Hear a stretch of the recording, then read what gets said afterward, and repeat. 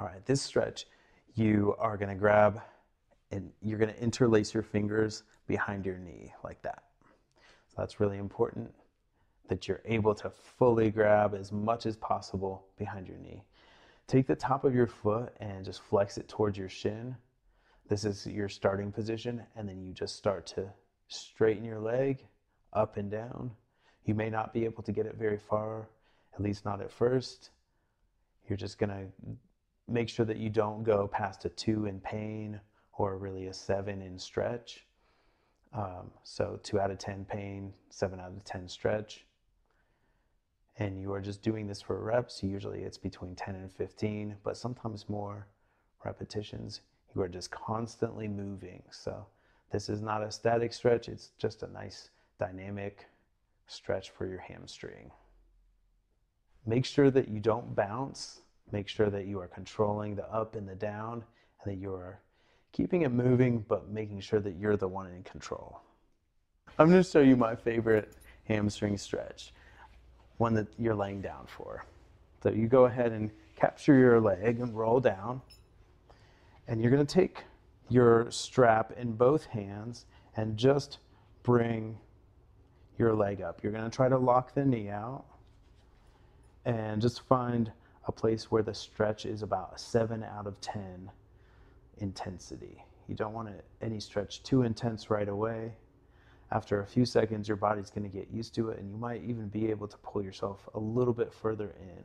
But what I like to do with this is I like to keep my arms as straight as possible, so I will adjust my hands on the strap, and that puts the work a little bit more in my shoulders and a little bit less in my biceps and forearms. So that's just a way that you can hold a stretch for longer without your body getting really tired. If you have any kind of mobility impairment, sitting on the floor and reaching your leg out straight might not be a thing that works for your body. So I've got a different type of stretch that you can do that can kind of do the same thing and potentially feel better. So what you'll do is you'll sit on the very edge of your chair, like I'm doing. You're going to stretch your leg out.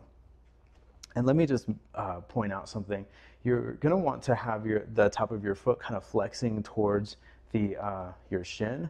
What that does is it pulls the calf tight, and the calf and the hamstring kind of tie in together. So when we pull the calf tight, we're able to stretch the hamstring a little bit better. So just kind of be aware of that. You can have a regular neutral foot, but really see if you can kind of pull that the top of the foot towards the shin.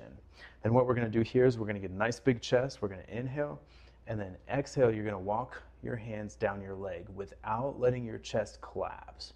So we're keeping our body very upright. We're keeping our back nice and flat, and just finding a place where you can get a nice stretch. Remember, it's not about how far you go. It's just, are we feeling it right here in the back of the hamstring? And is that working for our body? So we shouldn't feel any pain, not above a 2 out of 10 during this stretch. So we're not stretching into pain. If you have a back injury, and some discomfort is going to be just go with the territory, but 2 out of 10 is generally what we want.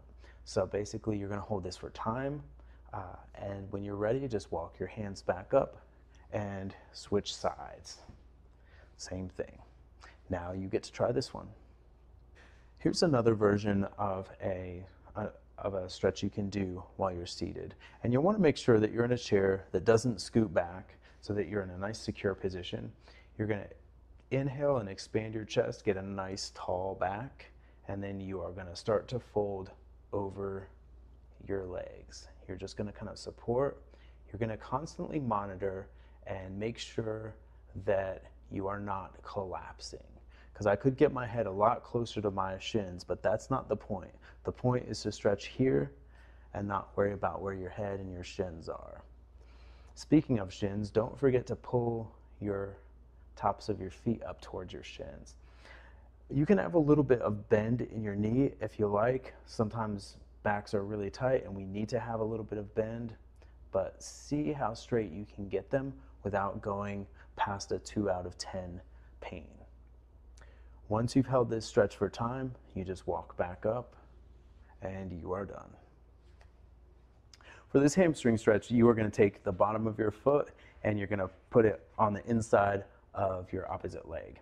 And then what you're going to do is just get nice and tall, big chest, flat back, and you are going to reach up and then take a bind on your leg somewhere. You can even use a strap, which I have one right here. So if you have a strap or a belt, just take it around that leg and see how much easier it is for me to stay up nice and tall, and then I can just kind of pull myself forward. But whether or not you have a strap, and I'm just going to show you without the strap, you are just kind of pulling yourself down. You're going to keep your chest big, you're going to keep your shoulders back, and we want to feel it down the back of this leg that's extended. The big thing to think about with hamstring stretches, all hamstring stretches, is people try to think about putting their head to their shin, and that's not really going to get you the best stretch. So sometimes, some ways to cheat, I'm going to show you. You can point your toe, and that gets you a little bit further than having a flexed foot. So here's as far as I can go with a flexed foot. Now if I point my toe, I can go a lot further. So we don't want that, because I want you to have a nice taut hamstring. So it's about feeling it back there. Another thing that people do is they start to collapse. So they start to round the upper back and make the upper back do some of the work. And that can place our upper back into an uncomfortable position, place our lower back into a place where it rounds too, and cause all kinds of problems, especially if you have a back injury or osteoporosis. So avoid rounding your upper back and avoid flexing your toe, pointing your toe. Here's a version of a hamstring stretch with two legs. So just like the one with the single leg, you're just sitting nice and tall as possible, chest out, shoulders back. I like to take a big breath up and then kind of reach, pull my shoulders back, inhale, take a big chest here, and basically like pull myself into it. You can also use a strap for this stretch. All right, so for our strap, we are going to just capture the feet, sit up nice and tall, and see if you can use your arms to pull yourself forward into it. I'm going to show you a standing hamstring stretch that you can do.